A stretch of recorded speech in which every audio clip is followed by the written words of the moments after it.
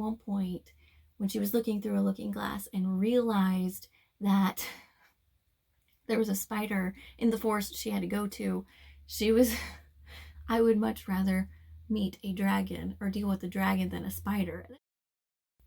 Hello everybody, my name is Heather, and today I'm going to be doing tropes that I like. The first one that I'm going to do is something that you probably already know if you've watched some of my reviews, and that is sibling bonds. I love a good sibling bond where they come together and they fight for one another, or when one of them's in trouble, the other one risks their life to save the other one. I love that so much. It's beautiful to see, especially in a day where a lot of the times you don't have a close relationship with your sibling for one reason or another. It is just something that I enjoy. In books that I've enjoyed it in was The Green Ember is one, and then you also have The Two Princesses of Lamar, which I just talked about. Also, it's in Little Women and Pride and Prejudice, All the Sisters. You also, one book that we're reading now that it has a good sibling bond in is The Wing Feather Saga. Sorry, it left my head. Another one that it is in is The Wing Feather Saga, and it is just so great. I love a good sibling bond. And right along with that, I also enjoy family bonds, something where families come together. And again, like I said, you can see it in The Green Ember, where the whole family, even when they're split apart, they are fighting for the cause in hopes that they will be reunited. And I love that so much. I love a good family story. It is beautiful. Another one that goes along that's very similar, and it is a found family where a group of friends or like-minded people come together and they build a bond that is close like a family. And I just enjoy family aspect. It's just so beautiful, and so it makes me so happy. Another trope that I like that is not, a lot of people don't like it, but it is friends to lovers. I love when you have such a good friendship bond, which is another one I love. I love the friendship bond. But you have the friendship bond and it grows, and then eventually on down the line, these two friends realize that they care for each other more than as just friends. I enjoy something like that. It's a slow burn, and I am all about the slow burn, which is another one. I love a slow burn romance. I love seeing them in all of their little meetings and watching the way they touch each other, the way they look at each other, the smiles, the frowns, the communication. I love seeing that in a book. I love it so much. Another one is prophecies and quests. I recently got into this with The Green Ember, and now with the Wing Feather Saga. They go on quests to fulfill prophecies and all of this, and it is exciting and it is fun. And with the Wing Feather Saga, there's some goofy, quirky things in it, and I loved it. I love it. My entire family loves it. Even my husband is enjoying it, which is saying something.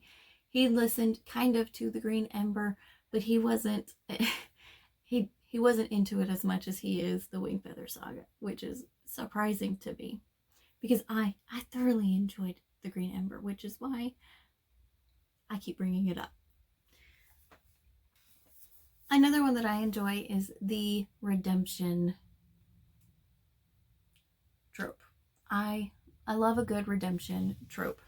And I don't mean the redemption of where in a romance there's the male lead or love interest is absolutely horrible to the female love interest and is cruel and abusive and controlling, and then realizes he's really been in love with her the whole time and decides to try and redeem himself and be kind to her and gives her everything, lavish gifts and everything. I don't mean that one.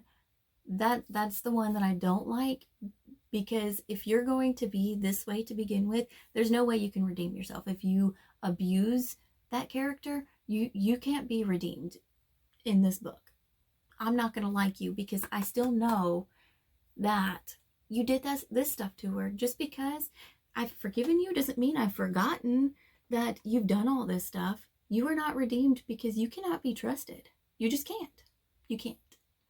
But I do love a good redemption when it is someone who has done things that are wrong and comes to realize how wrong they were and are doing everything they can and striving to do the best they can to make up for it and to right their wrongs and to bring justice to the areas where he messed up or they messed up. I love that kind of redemption trope. It's fun and it's good to see. I am also really fond of overcoming fear or doing it while afraid trope. I haven't seen a whole lot of it here recently, but my favorites, again, I'm going to bring up the Green Ember because it's in there.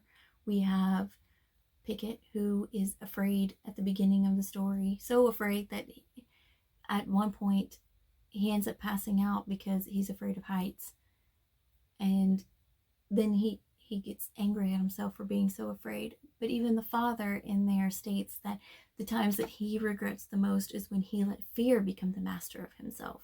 And then you have the two princesses of Bamar, where again Addie was afraid.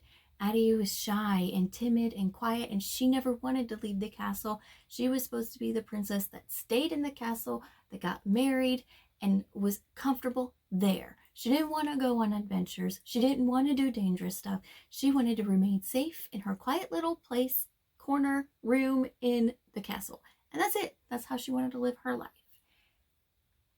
But in the story, that wasn't true. She had to go and she had to face all her fears, and she had to overcome dragons and ogres and specters, and she was still afraid. In fact, she even said at one point when she was looking through a looking glass and realized that there was a spider in the forest she had to go to, she was I would much rather meet a dragon or deal with a dragon than a spider. And then she laughs at herself for being absolutely ridiculous, because that is ridiculous.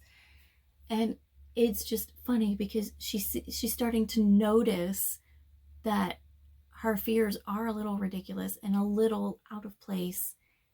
And I enjoy watching characters overcome their fears and still doing things while they are afraid. She was still afraid, absolutely terrified when she met the specter. She was absolutely terrified when she ran into the ogre.